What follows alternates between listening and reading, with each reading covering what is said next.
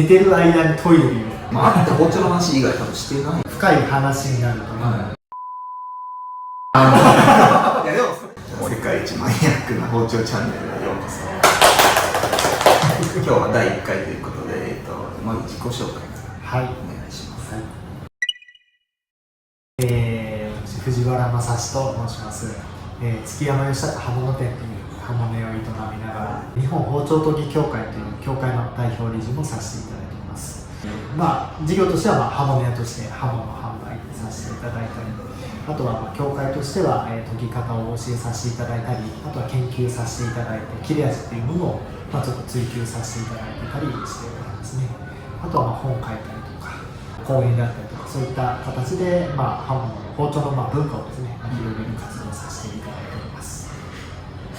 柿沼智弘と言います。現在はかっぱ橋にあるつばや包丁店というところで販売スタッフとして働きながら、自分でも包丁屋さんを営んでおります。築山義孝刃物店という刃物屋が、1945年に創業してから私でも3代目になるんですけども、家業が刃物屋だということで、ちょっと紆余曲折あったんですけども、ちょっと継ぐことになりまして、それで、今は刃物をやらせてもらってますね。僕は、海外に、留学していまして、その大学が主に中華料理だったり日本料理だったりさまざまな料理を勉強するという、日本で言ったら専門学校みたいな学校で、そこで、包丁に興味を持ち、どうやってメンテナンスするんだろうっていうので、いろいろ勉強していくうちに藤原さんの本に出会って、でそこからその学校で、研ぎのサークル、研ぎの文化を広げる、サークルを作って、でそこから卒業して日本に帰ってきた後に、もともと興味のあった、包丁業界で働きたいなと思ってかっぱ橋のつばや包丁店に入社させていただいて、で今に至ります。好きすぎるっていうところにつながるかはあれですけど、今は少ないみたいですけど、うちの嫁さんに寝てる間にトイレに寝言でトイレにって言われて、でやっぱりもう枕元にメモ帳を必ず置いて、もう自分でもその夢の中でトイレでなんかやってる間になんかできたイメージっていうのをその場で書き留めたりとか、場合によってはもうもう忘れちゃ絶対嫌だと思って、その起きて夜中のもうなんか3時とか4時とかに研ぎ場に行って研ぎをするっていう。それ手順とかをその時に考えてたことを実践してちょっとでも覚えてないとか、なんか忘れたらもったいないとか、こうやったらそのゴールにたどり着けるんじゃないかっていう、その研ぎ方だった。そういうのが好きだったからは分かんないけど、仕事としてすごい熱中してたっていうのは事実かなとは思うね。僕はもともとその職業として、親がやってたとか、この身近にあったものではなくて、純粋にその料理を学ぶ中で道具に興味を持って、そこを深掘ってるうちに、この業界に来てしまったっていう流れなんですけど、それこそもう最初は、どっちかっていうとその藤原さんみたいに職業として突き詰めてるのはマニアみたいな部分が多くて、それこそ本焼きだったりとか、有名な鍛冶屋さん、研ぎ師さんの包丁を集めたりとか、それこそ砥石何十本も市場に売ってるような砥石にとりあえず全部買ってみたりとかして、もう何百万も業界に入る前で結構使ってて、入ってからもずっとその銀額合わせたら結構な金額になってると思います。今日までこの業界で続けてきて、今後またさらに何か新しい挑戦だったり、そう考えてるね。変わらずというか、ずっとやってきたことで言えば、やっぱり研ぎ文化を発信したい、研ぎってこんなに面白いんだよとか、その中に切れるってその味変わるんだよとか、その鮮度が長く持つんだよとか、なんかその研ぎっていうものの世界観からまた派生して、その研ぎを、楽しんでいただく中で、起こりうるメリットっていうのを、多くの人たちにか知ってもらいたいなっていう、やっぱり世界的にこれだけ包丁っていうものが売れるっていう、世の中になった中で、やっぱりよりその包丁だけじゃなくて、やっぱりそのメンテナンスっていうところのさらにもう一歩進んだ、奥深さっていうのをやっぱり知ってもらえるっていうのは、やっぱり日本を知ってもらうきっかけにもなるかもしれないし、そういった意味でやっぱり今後もずっと研ぎを、広めるっていう努力をしていきたいなと。で、それがやっぱり面白い価値があるって思ってもらえるのがやっぱり研究を並行してやっぱりやって知らないことをやっぱりもっと明確に分かるように積み重ねていきたいなっていうのがあるかな。僕はやっていきたいこととしては、今もうすでにやってはいるんですけど、ちょっとこう変わったデザインだったりとか、実用性っていう部分はもうそれこそ藤原さんが研究されてる通りも先駆者としていろいろやられてる中で、伝統からちょっと外れたものとして結構こういろんな評価はあるとは思うんですけど、また違った今まで包丁に今まで興味を持ってこなかった層に対して何かしらこう興味を持ってもらうっていうイメージで、そういうアプローチ、そういう意味でこう可愛いだったり、こう綺麗だったり、道具としてじゃなくてなんかその生活を彩るなんか道具、やっぱデザインと実用性をこう両方高い位置で実現するような包丁を作りたいっていうのが最終的な目標ではあるかなっていう感じです、藤原さんと知り合ったきっかけって、僕はそれこそ本で大学だからそれこそ何歳だ9歳、19歳の頃から知ってて、でそれこそ砥石大全、包丁砥石大全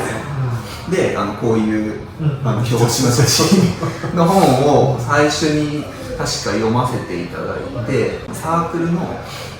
第1期の募集の時に写真を使わせてもらってそれこそ会ったこともないし、本の中の人だったんで、それが最近2年前くらいでした。そうだね、2年ぐらい前からもうちょっと経つかな、ちょっともう正確にそうですね、コロナの後くらいですよね。そうですね、後くらいかな。で、共通の紹介で LINE をいただいたのか、連絡先交換させていただいたかなんかで、そうですかね、ご飯ぜひ行きましょう。その前になんかオンラインサロン入ってくれてた。そうです。入ってなんかステンレスで香りが消えるかなんかの記事で僕書き込みした記憶があるんですよ。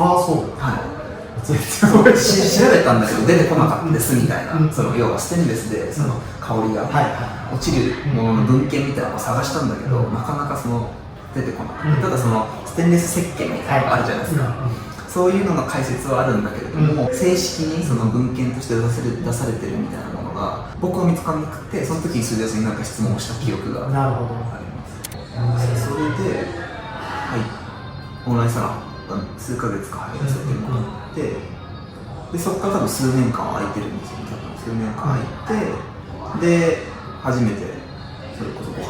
行かせてもらったのが多分2、3年前とか3年前とかなるんですかね。確かその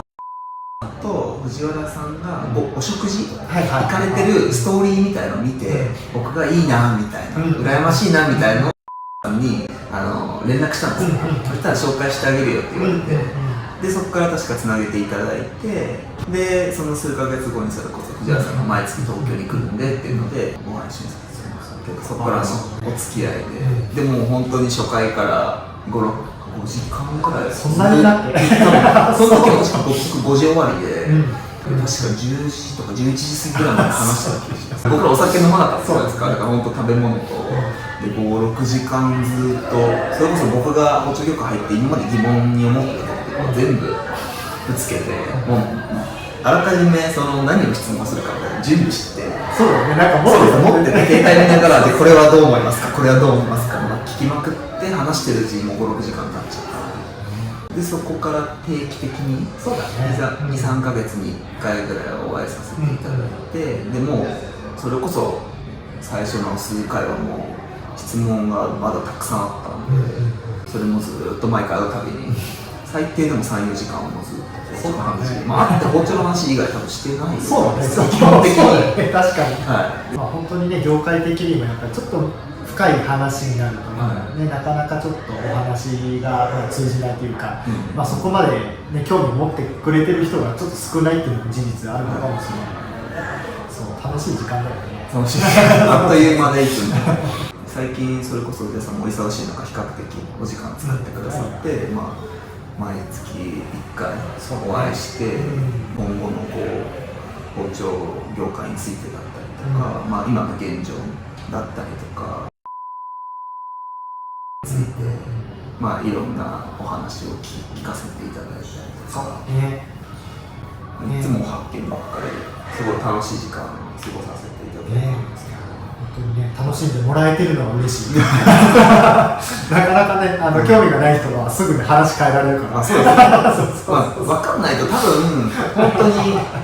なんか違う言葉で喋られてるみたいな感じだと思うんですよね。で、まあそこからも仲良くさせていただいて、もうチャンネルまで一緒にこう、対談するっていう。いや、本当誘ってもらえて嬉しい限りで。第一印象でも。いやでも初めて会った時、なんかめっちゃ緊張してそうっていう感じだった。いやでもそれは僕は初めましてじゃないですよ、それこそ。本で見てた方なので、それ緊張しますよね。すごいなんかね、恐る恐るというか、なんかそんな感じだった印象がすごい強いから。やっぱなんか大げさじゃなくてちょっと神様みたいな部分があって、それこそ本の中の人だったので、僕も業界入ってから行こうと思えばお店には行けたんですよ。ただやっぱり行っても今の自分じゃろくな質問できないなっていうのがあったんですよ。本とかネットに出てることを聞いても僕は時間の無駄遣いをさせちゃうなと思ったので、やっぱり本に書いてないこと、一通りその本とかは読んで、そのベースのベースを理解した上で、じゃあここにはこう書いてあるけど実際はどうなんだろうとか、基礎を知った上である程度その業界のことであったりとか包丁のことを理解した上で会いたかったっていうのがあって、紹介してもらったタイミングがたまたま自分の中でもある程度はこう、なんだろう、こいつバカな質問してこねえなっていうような浅はかな質問じゃなくある程度の質問ができるかなっていうレベルだったっていう。気にしなくていいのただ、それ今ここでハードル上げたらね、YouTube の視聴者さん質問しにくいよ。浅はかな質問ごめんなさいなっちゃって。僕はやっぱ同業者なんで、ね、僕も一般の方にそういう質問されたら、そんなこと聞いてくんなとか思わないですし、ただ同業者だったらやっぱり刃物売ってる人としてこの子こんなことも分かってないのっていうのはやっぱ思われたくないし、やっぱり自分の仕事にある程度こうなんだろう、プライドというかしっかりこうお客さんに接客したいっていうのはあったんで、やっぱりそこの知識が抜けてるとやっぱり印象として大丈夫かなっていうのはあっちゃ嫌だなっていうのはあったんで、僕の第一印象はそのままというか YouTube とね、本だけ通して結構会いに来ていただく方何人もいるけど、よく言われるのはめっちゃ怖いかと思ってましたって言われることがだからそれの緊張が多分最初の第一印象なんか怒られるんじゃないかみたいな。なるほどね。君何も分かってないねみたいに言われるのかなと思って。もう YouTube は固くやりましょうからね。本はね、なかなかそのね、そのフランクな感じは当然文字からはなかなか出てこないからね。撮影していくにあたって、結構視聴者からの質問だったりとか、こう疑問もたくさん出てくると思うんで、それにこう答えていくような形、そういうチャンネルも作っていきたいな、雑談も混ぜつつ、やっぱり情報量がね、やっぱ喋ってる方が圧倒的に多いし、そのニュアンスっていうのがやっぱりね、その言語的に、ね、文字で書かれてるのにやっぱり解き方もあるから、やっぱりそのこういう喋りの方がやっぱり一個一個に対する情報量が増えて、また、ね、視聴者の方々も喜んでもらえるんじゃないかなと思うので、はい、ちょっとね全員が喜んでもらえる、ね、返答ができるかっていうと、ね、やっぱり中をちょっと選ぶっていうお話なので、あれかもしれないので、できる限り、ね、自分が分かっている内容を声優までちょっとお伝えできるかなとは思います。なかなか僕らの全てのことをこうさらけ出すっていうのはなかなか、まあ、難しいいろいろそうだね、はい、いろんなことがあって、いろんなことがあって、まあそれこそ研ぎ方だったり、まあ、包丁の基礎的な知識から、まあ、鋼材の知識であったりとか、もうそれこそ料理にこうつながるような内容として話すのも、それ味の変化だったり、っていうのもお答えしながら、もしかしたらたまに爆弾発言が、そこはちょっと入るかもしれない。P の内容がどうしても気になる場合は直接会いに来てくださいかもしれない。そういう感じ。まあ次の動画が始まるまでいろんなコメントが来てれば、この分次話す内容も決まりやすいので、2人でこう皆さんに解説していければなと思います。そんな感じで、まあ、次の動画皆さんに楽しみにしておいていただいて、今日は終わりにしたいと思います。じゃあ、はい。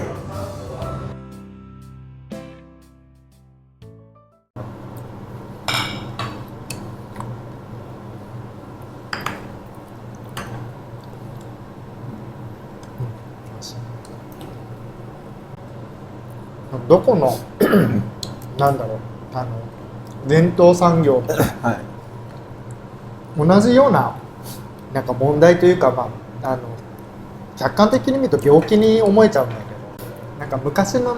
やり方でありね、方法を守ることがすごい正義にやっぱりなりすぎてる気がするよね。そう間違ってはないんだけど、なんだろうね、その時代が変わってるのに、そのやり方が変わってないっていうのはやっぱりどっか矛盾があると思うんだよね。まあ、全てのものに言えますもんね。